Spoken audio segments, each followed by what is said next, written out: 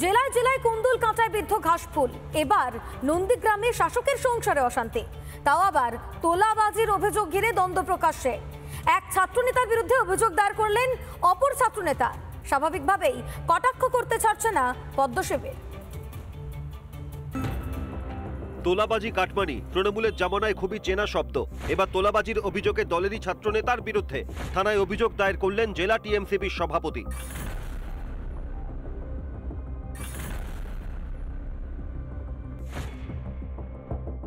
নন্দীগ্রামে শাসকের সংসারে অশান্তি, এর কেন্দ্রে রক্তদান শিবির। 9 সেপ্টেম্বর রক্তদান শিবিরের আয়োজন করেছে টিএমসিপি। এ নিয়েই সরব জেলা টিএমসিপি সভাপতি। তার অভিযোগ, শিবিরের নাম করে তোলাবাজি চলছে। নিশানায় নন্দীগ্রামের টিএমসিপি নেতা আসিফ ইকবাল।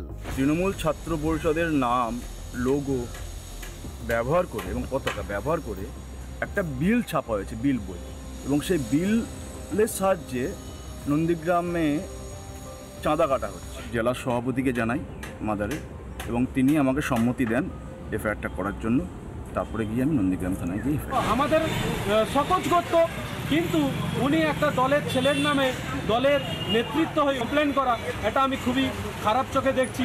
এতে সংগঠন মজবুত হবে না, সংগঠন আরও গড়বিগড় হবে।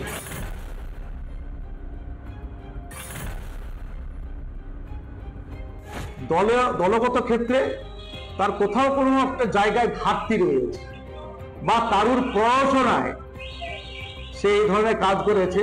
আমার মনে হয় নিজে থেকে তিনি এই কাজটা করতে রাজি হননি। আমরা দীর্ঘদিন অভিযোগ করেছি সীতানন্দ কলেজ টিএমসিপির একটা দুর্নীতির আগ্রা। এদেরকে গোড়া থেকে কিভাবে তুলতে হয়, উপযুক্ত ভোট এলে ছাত্র সংসদ নির্বাচন হলে এদেরকে উপযুক্ত সহকারে বিদ্যার্থী পরিষদ বুঝিয়ে দেবে। কথায় আছে রক্তদান মহৎদান, সেই মহৎ কার্য ঘিরেও তোলাবাজির অভিযোগ। যেন তৃণমূল মজ্জায় মজ্জায় ঢুকে গিয়েছে তোলাবাজি। এর শেষ কোথায়?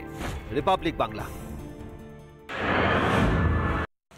এসএসসিতে সীমাহীন দুর্নীতি, যার ফলস্বরূপ রাজ্যের গাফিলতিতে, রাজ্যের করা দুর্নীতির দায়ে 26,000 শিক্ষক চাকরি হারিয়েছেন। এবং সেই 26,000 শিক্ষক চাকরি হারিয়ে কখনো তারা আচার্য সদনের সামনে বসে রয়েছেন, কখনো তারা আন্দোলন করেছেন, কখনো আবার করুণাময়ীর সামনে মঞ্চ বেঁধেছেন, কখনো নবান্ন অভিযান, কখনো আবার একাধিক অভিযান, আচার্য সদন অভিযানে ডাক দিয়েছিলেন তারা। আজকের সেই চাকরিহারার শিক্ষক যারা এখনো পর্যন্ত দাগিদের তালিকায় নেই, তারা আজকের আবার পরীক্ষায় বসতে চলেছেন। আজকে প্রথম দিন, 7 তারিখ, আজকের পরীক্ষায় বসবেন সেই শিক্ষকরা। অন্যদিকে তারা আজকের কালো পোশাক এবং কালো ব্যাচ পরে আজকে পরীক্ষা হলে যাবে, এমনটাই জানা যাচ্ছে।